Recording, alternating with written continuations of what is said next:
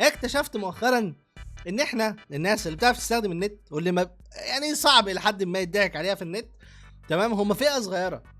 يعني انا كنت فاكر زمان ان اي حد بيستخدم النت هو بيبقى فاهم النت ومش هيضحك عليه في النت، وهيبقى فاهم كويس ويعني عنده وعي الى حد ما، تمام.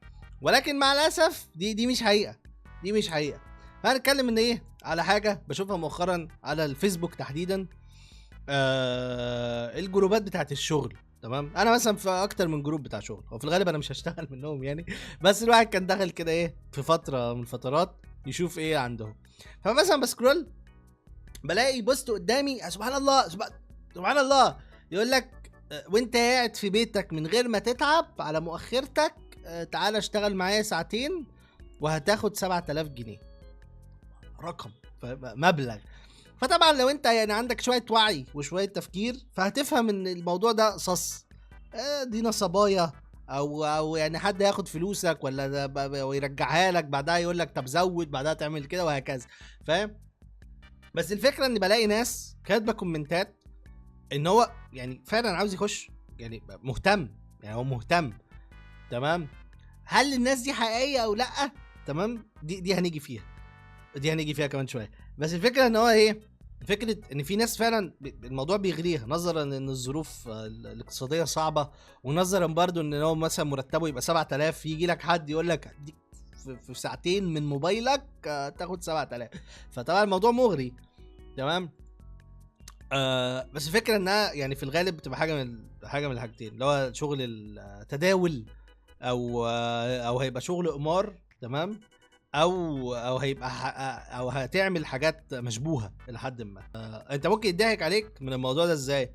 لان احيانا انت مثلا بتشوف الكومنتات دي، هل الكومنتات دي ناس حقيقيه؟ في الغالب لا، ان بيبقى فيه يعني ناس كتير حتى الان مش فاهمه فكره اللجان. يعني اللجان دي حاجه موجوده بقالها فتره، تمام. وزادت بزياده اقول من 2020 واحنا طالعين كده قعدت تزيد، والموضوع اسهل بكتير مما تتخيل ان يبقى فيه لجنه. اللجنه دي بما معناها لو حد مش فاهمها، تمام، انت مثلا بتبقى عامل حاجه ايا يكن، مشروع، فيلم، مسلسل، شركه، ايا يكن، تمام. فبتروح لويب سايت، الويب سايت ده بتروح تشوف مثلا عنده ايه. فمثلا فلنفترض انت فاتح مطعم، الكلام ده موجود اوريدي على مواقع، على مواقع كتير. الموقع ده بتروح تدفع فلوس فيه وتعمل فيك ريفيوز على جوجل، على جوجل مابس. فانا مثلا انا دلوقتي انا عاوز اكل، فانا ببص على جوجل مابس لقيت مطعم جنبي واخد 120 ريفيو ب4 نجوم ونص، تمام. فانا ايه هروح طبعا المطعم ده هو مطعم كويس، بس في الحقيقه هو في الغالب الشخص ده دافع له حسبه مثلا 300 400 جنيه، ارخص من كده مفيش، وهيضحك عليك ويخليك تروح. هتروح هتلاقي الاكل خرا، تمام. ممكن فعلا يكون الريفيوز دي حقيقيه وانت حظك كان وحش يعني، وتروح هتلاقي الاكل خرا، فممكن تجرب مره تانية يبقى كويس. بس في الغالب بتبقى ريفيوز فيك. ومش بس في جوجل، في جوجل هتلاقي الموضوع ده موجود، مش عارف، فيك يوزرز على على التليجرام، فيك على الفيسبوك، تويتش، انستجرام، اكس، تويتر، كل حاجه، كل ما تتخيله من مواقع موجود عليه فيك، موجود عليه حاجات فيك، تمام. فدي حاجه يعني شبه الى حد ما فكره اللجان، بس دي مش اللجان قوي، تمام. بس دي حاجه من الحاجات برضو الناس بيضحك عليها فيها. الحاجه التانية اللجان بقى الحقيقيه، انت بتروح مثلا لشركه بتبقى مشغله مثلا عندها 3 4، تمام. 3 4 دول كل واحد معاه حسبه مثلا نقول 30 40 اكونت فيسبوك، اكونت بتاع ايا يكن. الاكونتات دي للاسف هي بتضحك عليك بشكل جامد قوي. يعني من كام يوم شفت ان قريت كده خبر ان في مشروع هيتعمل في زايد، تمام.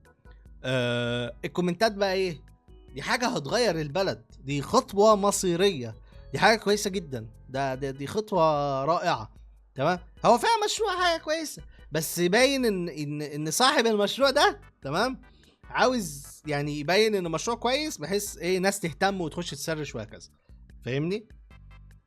الكومنتات انت صعب تعرف هي بوتات ولا لا، لان هم اسامي ناس طبيعيه، صور ناس، يعني صور ناس حقيقيه زي كده، تمام. في الغالب دي بتبقى اكونتات مسروقه ما بتتفتحش من زمان، او بتبقى اكونتات يعني هم عاملين لها مكريتينها وكده، وسارقين الصور دي من ناس، من اكونتات ناس تانية وهكذا. والفكره ان هم بيكتبوا بصيغه الشكل اللي في الصوره والاسم.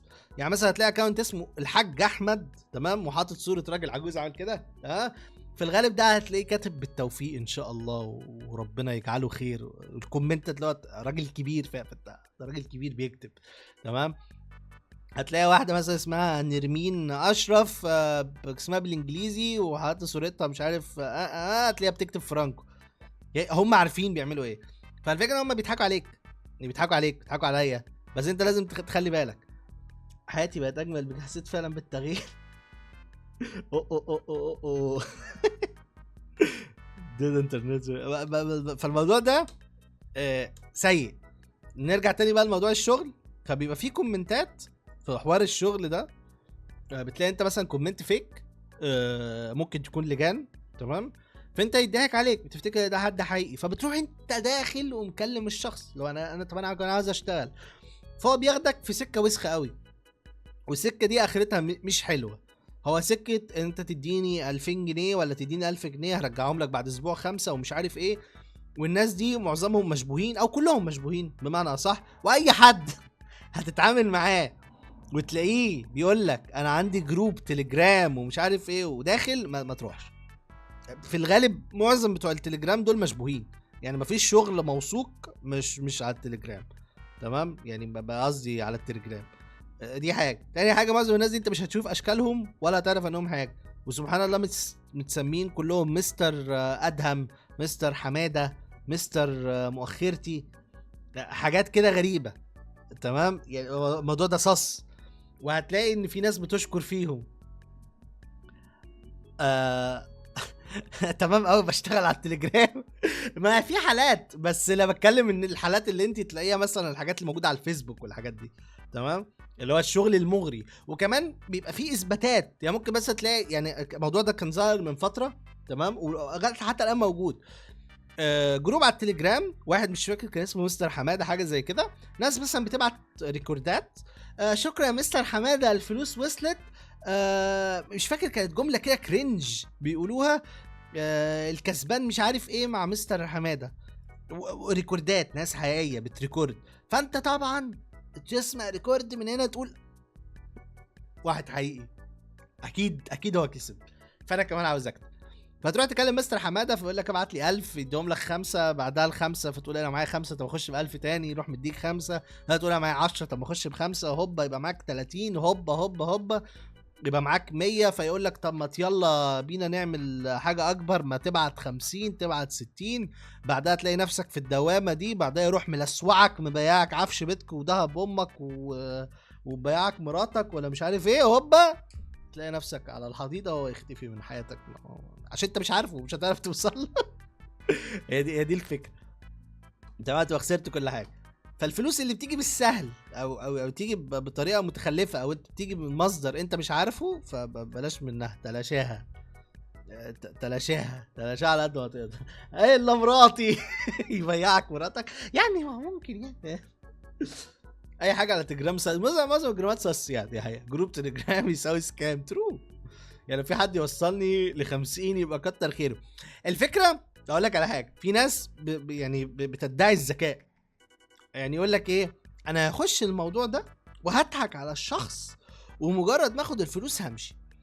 الفكره ان انت يعني الفلوس بتغري، يعني الفلوس فعلا من اكتر الحاجات النكسه اللي في الحياه، هي بتغري، يعني بتغري فشخ. فانت بمجرد ما هتاخد ال50 هتقول طب ما اكمل معاه واضحك عليه اكتر في 100، فاهمني؟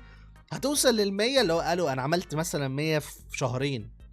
يعني انت عشان تعمل 100 مثلا انت محتاج لك شغلانه ب 12000 مثلا في الشهر، عشان في السنه تروح عامل لك اكتر من 100000 ويطلع لك 100 صافي لو انت ما بتصرفش اي حاجه غير مواصلاتك بس. انت هتقول عملت ايه 100000 في شهرين، بس خلاص كده، فاهم؟ هتخش اكتر، هتقعد تخش اكتر. هي الفلوس بتتحكم فيك وبتغريك، وهم اسلوبهم كويس. يعني الناس دي بتعرف تبيع لك المنتج، بتعرف تبيع لك الحاجه بشكل كويس، فتعرف تغريك.